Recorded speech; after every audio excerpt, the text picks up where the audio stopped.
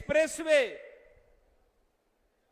ये बुलंदशहर भी गंगा एक्सप्रेसवे के साथ जुड़ रहा है और बुलंदशहर से लेकर के प्रयागराज की दूरी मात्र 6 घंटे में एक्सप्रेसवे के बनने के बाद ये दूरी तय हो जाएगी बहनों और भाइयों।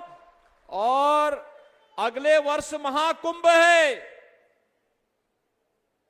महाकुंभ के अवसर पर बुलंदशहर वासी भी जब प्रयागराज में स्नान करने के लिए जाएंगे बहनों और भाइयों, मात्र 6 घंटे में सुबह गए, स्नान किया संगम में और फिर शाम को वापस बुलंदशहर वापस आ गए। इतनी अच्छी कनेक्टिविटी। यहां की ब्लैक पॉटरी को आज अंतर्राष्ट्रीय पहचान दे दी है मोदी जी ने। बहनों और भाइयों, बुलंदशहर के पास भी अपना मेडिकल कॉलेज हो गया, 1 डिस्ट्रिक्ट 1 मेडिकल कॉलेज। आज देश के अंदर वर्ल्ड क्लास यूनिवर्सिटी बन रही है। आज आईआईटी बन रहे हैं, आईआईएम बन रहे हैं, एम्स बन रहे हैं।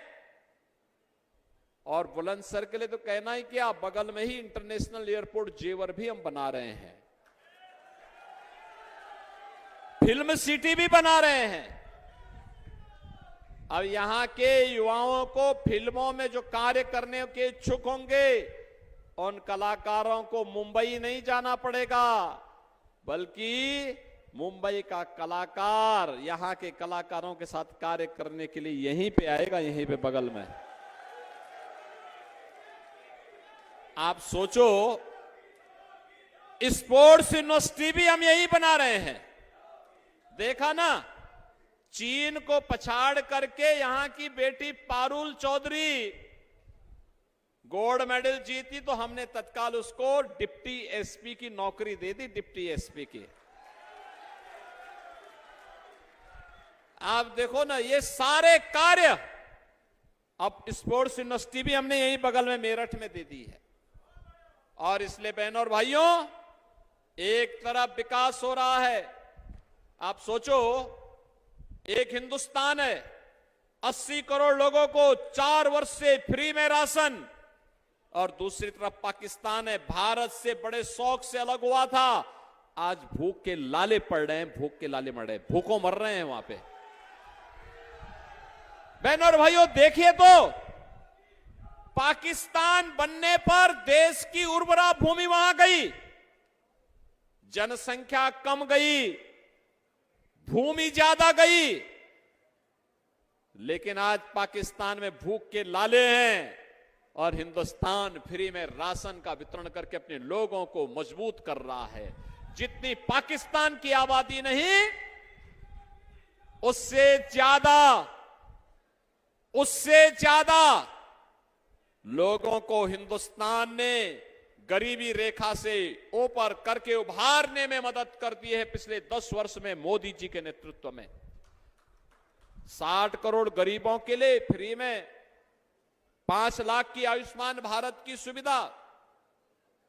जिन लोगों के आयुष्मान कार्ड नहीं बन पाए और कोई परिवार में दुर्भाग्य से बीमार हो जाता है, तो हमारा विधायक या हमारा कोई पदाधिकारी या वो स्वयं पीड़ित या हमारा सांसद मेरे पास पत्र भेजता है, तो मोदी जी ने जनधन अकाउंट खोली दी है, हम सीधे उसे जनधन अकाउंट में ही सीधे पैसा भेज देते हैं, जिससे उपचार से वो निश्चिंत हो सके।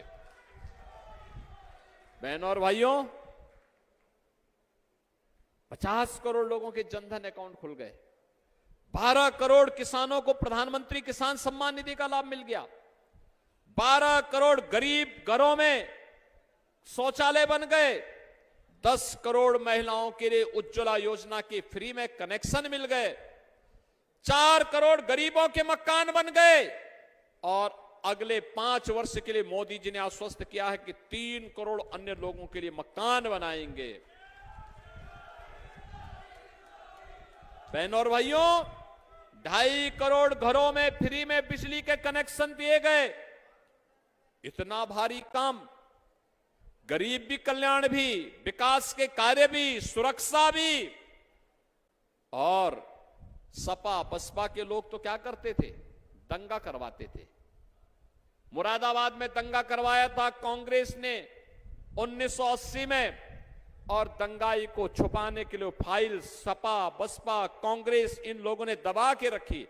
हम लोगों ने उस फाइल को निकाला और जो दोषी थे, जिन लोगों ने वहां पर हिंदू पर्व के दिन दंगा करवाया था, 40 साल के बाद उनके खिलाफ हमने कार्रवाई की है मुरादाबाद के अंदर। मुझे याद है जब 2017 में मैं प्रचार करने के लिए आया था यहां बुलंदशहर में, तब लोग डरते थे, कहते थे अरे साहब फलाना व्यक्ति चुनाव लड़ रहा है। मैंने कहा घबराओ मत, एक बार बीजेपी की सरकार आने दीजिए, माफिया को वहीं पहुंचा देंगे जहां वो पहुंचने का हकदार है। या तो जेल होगी और या फिर जहन्नुम होगा, इसके अलावा दूसरी तीसरी जगह होगी ही नहीं उसके लिए। और बहनों और भाइयों, आज आप देख रहे होंगे माफिया सब गायब। अयोध्या में केवल राम मंदिर ही नहीं बना है, बड़े बड़े दंगाई और माफिया अपराधी जो पहले सत्ता के सरप्रस्त बनते थे, आज राम नाम सत्य है की यात्रा पे निकल गए हैं। और इसलिए बहनों और भाइयों, आपने परसों देखा होगा रामनवमी के दिन भगवान राम का सूर्य तिलक हुआ ना, पूरा भारत गौरवान्वित महसूस किया। 500 वर्षों के बाद रामलला अपने जन्मभूमि पर अपना जन्मोत्सव मना रहे हैं। किसने वंचित किया था? ये कांग्रेस का पाप है, यही सपा बसपा का पाप है। इन लोगों ने हमारे आराध्य को भी अपने स्वयं का प्रमाण देने के लिए कहा कि राम हुए ही नहीं। और आज जब आप सबके आशीर्वाद से मोदी जी के नेतृत्व में अयोध्या का कार्य हो गया, अब ये कहते हैं राम तो सबके हैं। बहनों और भाइयों, ये आपकी ताकत है जो इनके स्वर बदल गए हैं। जिन लोगों ने आपकी आस्था के साथ खिलवाड़ किया, जो लोग आपकी सुरक्षा के साथ खिलवाड़ करते थे, जिन लोगों ने आपको विकास से वंचित किया, जिन लोगों ने हमारी युवा पीढ़ी के साथ, हमारे अन्नदाता किसानों के साथ अन्याय किया, जिन्होंने बेटी और व्यापारी को सुरक्षित किया, उनको एक एक वोट के लिए तरसा दीजिए। कोई वोट नहीं पड़ना चाहिए उनको। अभी से बोलिए, हम वोट देंगे जो देश के बारे में सोचेंगे, विकसित भारत के बारे में सोचेगा, आत्मनिर्भर भारत के बारे में सोचेगा, ग्लोबल लीडर भारत के बारे में सोचेगा। और ये सोच मोदी जी ने दी है। हम भी देश की आवाज के साथ अपने आप को जोड़ेंगे और हमारा भी स्वर होगा, हमारा भी एक ही स्वर होना चाहिए। और बहनों और भाइयों, वो है जो देश के अंदर का है, और वही है कि जो राम को लाए हैं हम उनको लाएंगे। आप सहमत हैं ना? और जो देश की आवाज है कि फिर एक बार अब की बार 400 पार। सब सहमत हैं? सभी लोग सहमत हैं ना? बहनों और भाइयों, समस्या का समाधान करना ये हमारा दायित्व है। चुनाव के दिन पोलिंग करना आपका लोकतांत्रिक अधिकार है। और इसीलिए मैं आपके पास आया हूं आपसे कहने के लिए, डॉक्टर भोला सिंह को भारतीय जनता पार्टी ने अपना प्रत्याशी बनाया है। श्री अनिल शर्मा हमारे विधायक हैं। यहां के बघेल और मीना की समस्या का समाधान करने के लिए संकल्पित हैं, लगातार लगे रहते हैं। और बहनों और भाइयों, जब ये सभी लोग हमारे जनप्रतिनिधि मिलकर के कार्य करते हैं, तब हम परिणाम देते हैं। यहां पे श्रीमती बिमला सोलंकी भी यहां पे काम कर रही है आपके क्षेत्र में।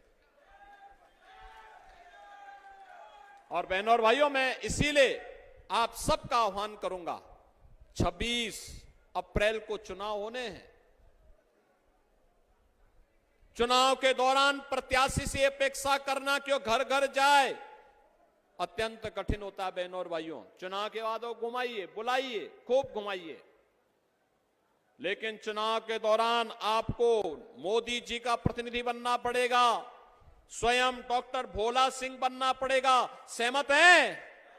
सहमत हैं? चुनाव के दिन भाजपा को भारी बहुमत से विजयी बनाएंगे। यहां के विधायक अनिल शर्मा ने कहा ना अभी कि पिछली बार से ज्यादा वोटों से हम विजयी बना के भेजेंगे। सहमत है ना सभी लोग? बनाएंगे। तो बहनों और भाइयों, कमल चुनाव चिन्ह पर, और वह तो इस बार तो भाजपा और राष्ट्रीय लोकदल एक साथ मिलकर के देश के अंदर मोदी जी को तीसरा कार्यकाल देना चाहते हैं। देना चाहते हैं ना? तो आप भी सहमत है ना? डॉक्टर भोला सिंह को विजयी बनाएंगे ना भारी बहुमत से? तो फिर मेरे साथ बोलेंगे भारत माता की।